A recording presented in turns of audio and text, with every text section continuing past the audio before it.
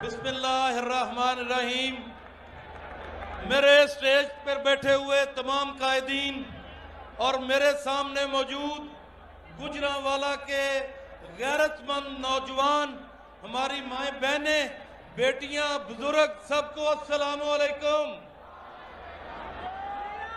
Lawn साहब की बड़कों के बाद अब मैं क्या बात करूंगा, लेकिन सिर्फ और सिर्फ दो चीजें कहना चाहूंगा कि आज आपने ये साबित कर दिया है कि आप अपने कप्तान के साथ हैं।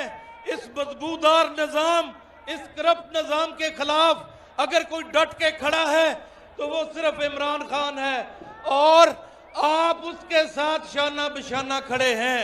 इंशाअल्लाह ताला इस निजाम से टक्कर जो ली है वो इस वक्त फाइनल राउंड में है।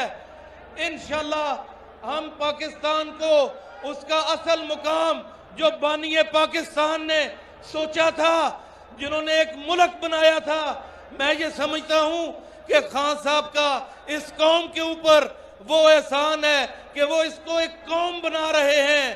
कौम बनाने का मकसद समझते हैं किसी के साथ कोई ज्यादती ना हो, किसी के साथ कोई मसला ना बने, इदारे ठीक हो।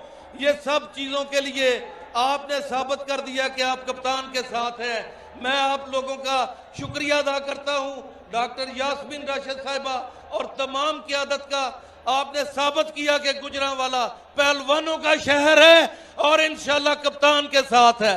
जिंदाबाद।